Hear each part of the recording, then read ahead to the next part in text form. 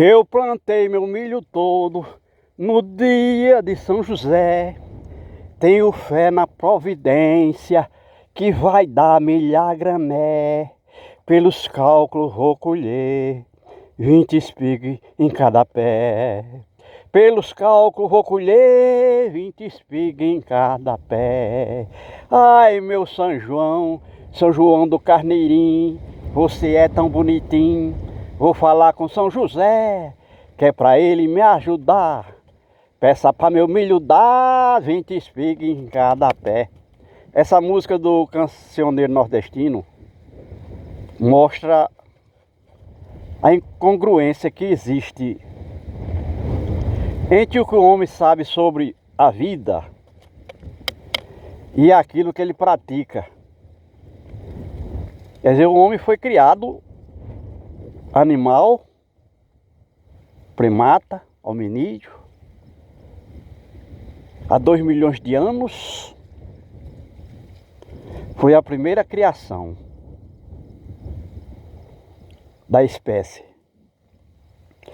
Mas o Criador entendeu e viu que era necessário colocar vida inteligente na Terra. Era necessário. E mais uma vez criou no homem a capacidade de raciocinar, de pensar, de criar, de estabelecer valores da vida. E aí, há cerca de 7.537 anos, foi criado o primeiro homem racional. Depois de criar 15 espécies, aliás, 16 espécies de hominídeos, e esses hominídeos desapareceram da Terra, foi preciso estabelecer no homem valores intelectuais, onde o homem fosse vida inteligente na Terra. Então, o Criador pegou a sua criatura, primata hominídeo, e nessa criatura estabeleceu um espírito sobrenatural, essência sobrenatural, onipotente, onipresente, onisciente. Mas era preciso que esse ser soubesse disso e tomasse posse dessa situação, o que aconteceu com raridade na espécie humana, na humanidade. Então, há 7.537 anos, segundo os valores que estão registrados em livros, atribuído inclusive à inspiração do Espírito Santo, consta que o homem Adão, que deu origem à civilização humana, que existia na Mesopotâmia, na Ásia, recebeu um Espírito de Deus para ser essência sobrenatural, vida inteligente. E aí nós cantamos essa música aqui do cancioneiro nordestino, mostrando o milho que não vinga. Aí alguém vai dizer, faltou chuva. Mas o milho não precisa de chuva, ele precisa de água doce no estado líquido, na terra, no solo, para que a planta possa colher, por intermédio das raízes, a água do solo úmido. E ao colher a água do solo, ele colhe também os nutrientes minerais que fazem parte da vida orgânica, animal e vegetal. Mas a gente vê que o milho aí não vingou. O homem não plantou esse milho para se perder, para ficar apenas na palha. Ele esperava que criasse grãos, se reproduzisse. O milho cresceu um pouco, chegou a se manifestar da sua reprodução, colocando um pendão, que a gente chama de pendão, que é o embrião da espiga, e nisso ficou. Então o milho, do plantio à colheita são 90 dias, ou seja, do plantio no solo úmido até a colheita do grão seco são 90 dias. Mas faltou alguma coisa nesse milho. Mas o que seria que faltou? Não, nós sabemos que isso aqui é uma área de reforma agrária, que eu chamo de forma agrária da arré. Então o homem frequentemente, anos após anos, vem a chuva, molha a terra, ele coloca o grão na terra, apenas feijão e milho, porque a única é a agricultura de subsistência. Apenas aquilo necessário que ele vai comer um pouco. Mas aí não dá certo. Ele limpou a terra, como limpar aqui significa eliminar plantas, as plantas nativas que nasceram aí. Árvores, arbustos, relva, gramíneas, para poder ter espaço para botar seu milho e seu feijão, cereal e legume. Mas não deu certo. Esse milho provavelmente está aí plantado há cerca de 4 meses. Nós estamos já no mês de setembro. Hoje é dia 7 de setembro. A independência do Brasil. Independência, está aí a prova de que o homem não é independente. Choveu no mínimo,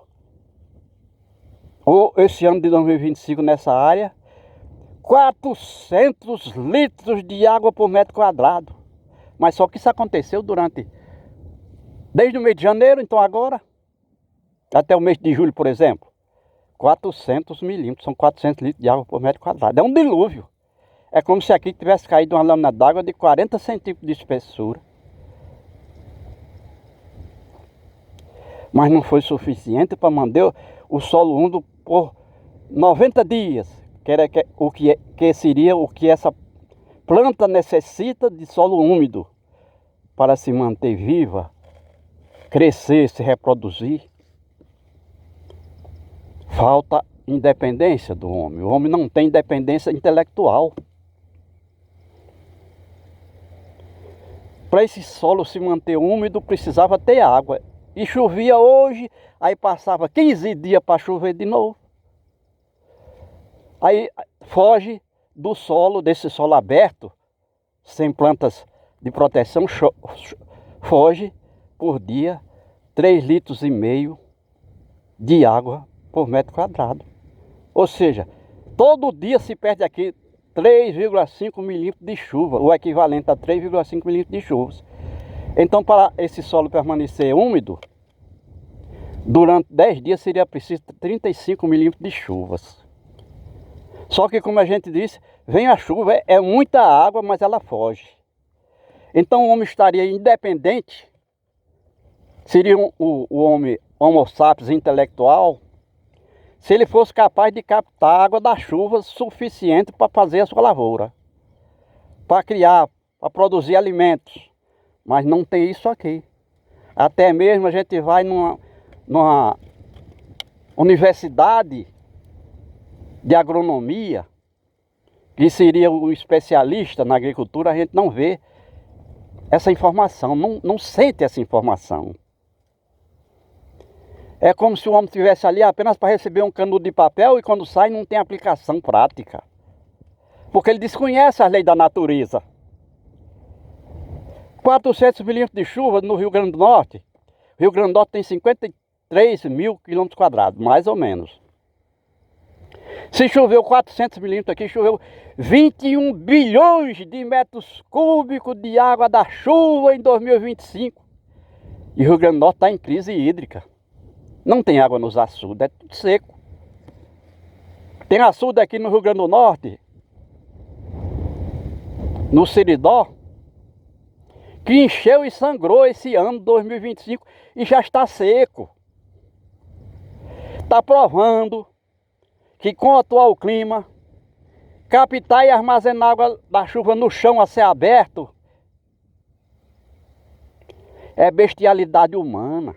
Mas como é que isso vai mudar? Não vai. O homem está decidido a insistir nesse tipo de vida destrutiva, como a gente está vendo aqui nessa lavoura. Tem a terra, foi o governo que deu, veio de graça, o cara recebeu de graça, mas ele não sabe que 400 milímetros de chuva era suficiente para criar agricultura aqui o ano todinho. Bastava ele ter capacidade intelectual para captar e armazenar a água da chuva sem fuga, sem contaminação. Existe tecnologia para isso, mas nem nas universidades se sabe disso. Ou, ao contrário, o homem está pouco ligando se o cara do campo que produz alimentos não está conseguindo manter a vida, não está conseguindo se manter como um ser racional, produtivo, criador, como lhe foi otorgada essa condição de ser inteligente. A gente vê, por exemplo, nos institutos federais tecnológicos, que existem na maioria das cidades do Nordeste, principalmente, forma um cidadão em meio ambiente e ele não sabe nada sobre esgoto, sobre lixo, sobre água. Cidades que formam com seu instituto 40 especialistas por ano e continua essa cidade jogando seus esgotos no rio. Continua essa cidade enterrando o lixo de forma errada, que ele chama de aterro sanitário, é enterro insanitário. Quer dizer, o mundo está decidido a se autodestruir com a tal tecnologia. A tecnologia aqui nessa agricultura foi usada para a destruição. Porque o homem aqui eliminou uma cobertura vegetal de 5.000 metros cúbicos de massa vegetal por hectare, e aí a zero. Essa camada vegetal que tem aí, se for arrancar 1 hectare, não dá 200 quilogramas. Principalmente porque já está seca. E a gente sabe que na planta tem 65% de água. Significa dizer que 5 metros cúbicos de massa vegetal tem 650 vezes 5, 3.250 litros. 1 metro cúbico tem 650 litros de água para poder estar viva. E essa água a planta utiliza no mínimo 10 litros de água por metro cúbico ao dia. Para quê? Para o seu metabolismo, na coleta de nutrientes minerais, na seiva da planta, que é necessário, mas a planta também participa com essa água do ambiente. Ou seja, com a atmosfera, por conta da evaporação da planta, na nutrição, com a fotossíntese.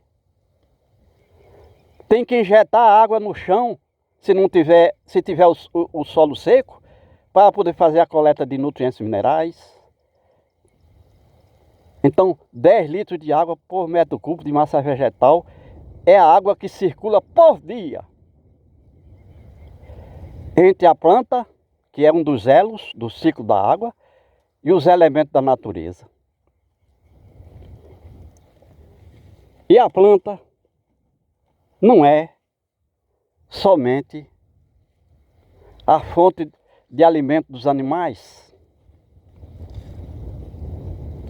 O vegetal é absolutamente comprometido com o equilíbrio do clima,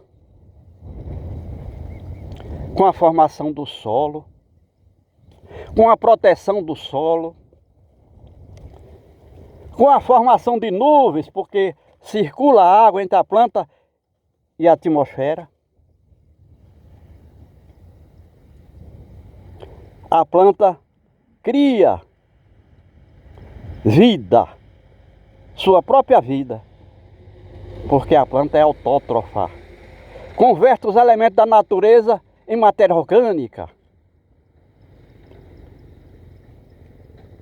E a cobertura vegetal tem todo esse comprometimento. E aqui o homem arrancou uma mata nativa com mais de 400 elementos vegetais, entre árvores, arbustos e relva e gramíneas, para botar esse milharal aí que não produziu.